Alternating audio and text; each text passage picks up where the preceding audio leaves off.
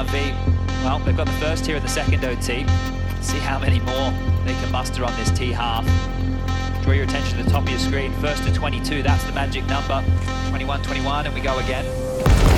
Using that one way to great success, at least forces them off the line. Go, real chance here. Perfecto, the tail end of the spray does go down. They haven't got the bomb, and the shot's still getting hit. Simple fights his way out. Both of them on exit Indoors right now. He can deny all of this.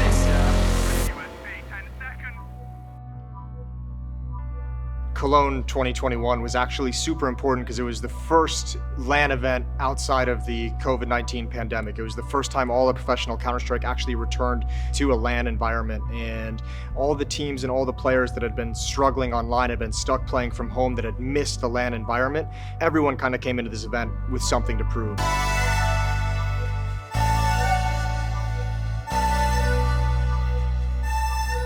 For NaVi, this event actually was a huge necessity to do well. COVID really derailed their kind of run to make some kind of an era, to make some kind of a legacy for this team. So coming out of the pandemic, not only had they lost their position as the top team in the world, but they were even lost their position as the #1 team in the region. Gambit had really started to make a rise and a name for themselves in the online era, had started to dominate NaVi, had started to dominate a lot of the professional scene. So NaVi had to prove that they could actually even beat them before we could even consider them to regain their position as the top dog in the world. For Astralis as well, this was kind of the last gasp of this core that had been the greatest team of all time, the team that had dominated for years on end, and they too really kind of hit a wall during the online era, struggled to kind of find their stride, struggled to find their comfort zone again. Obviously they brought Bubsky in, so they were also trying to show that this new lineup's actually going to be effective and could actually bring them back to the top. So they had their own trials and tribulations at this event, just trying to prove that things could work.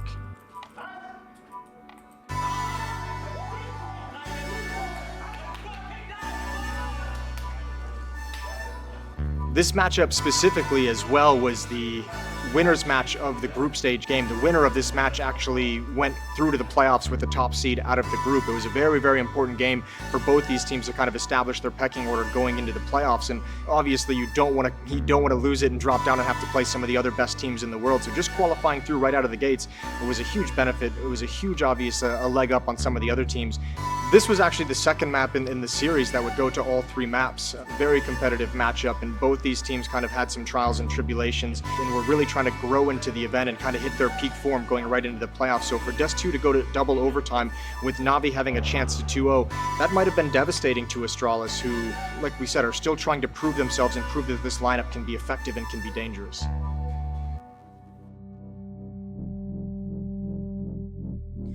This was an incredible round for many reasons. It was a phenomenal clutch, but the whole round played by both teams was clean. It was a showcase that professional Counter-Strike comes down to the slimmest of margins and the smallest of details in every decision that a player makes. This is the second round of the second overtime. The score is 19-18 with NaVi barely in the lead. They're in the midst of an extremely impressive attack onto the A bomb site. They force the op off the angle from Car with fantastic utility, which allows them to isolate Bubsky at A ramp. Bubsky only gets 1 kill before being traded, but it's the bomb, so it slows down the attack, which allows time for Dupree to find an op pick from long. NaVi has to scramble back to try and find the bomb on the ground, but NaVi also know everything. There are 2 players at A out of position from a fight in middle, and they've also got Electronic pulling them back as he flanks through the B bomb site. Simple with the op smartly sticks around at Catwalk. The NaVi retreat pulls the defenders into an overextension to try and regain defensive positioning for the mid hit because they know it's coming. Simple is able to pick off both players, but not before Zipix does massive damage to Boomich with the bomb. This would be critical as time is running down in the round. NaVi has 2 problems. They are running out of time to make it into the B bomb site, and they still don't know the position of the final Astralis player, Glaive. He finds himself in a desperate scenario. He was mid-flank, and now he has to tuck himself into a corner with no escape. There's 3 opponents closing in from 3 different choke points, and he's only got a USP to use as his op is unwieldy in this situation. This kind of desperation creates magic moments. With no other options, Glaive has to fight. The easy cleanup on Boomich's damage from earlier allows him to quickly turn his attention to the second player, Electronic.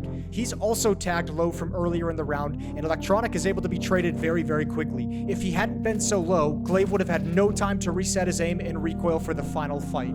And now time is the opponent for NaVi as well. Simple's only option is to throw caution to the wind and take the fight as soon as possible.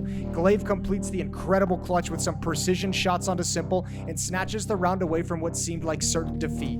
This clutch would stop NaVi stone cold. They would win no more rounds in this map, and Astralis would take Dust 2 22-19, staying alive to force a third map in this series. Electronic's so low. He's on back to beat. Yeah, I Falling understand back. how he's supposed to get out of here. Simple fights his way out.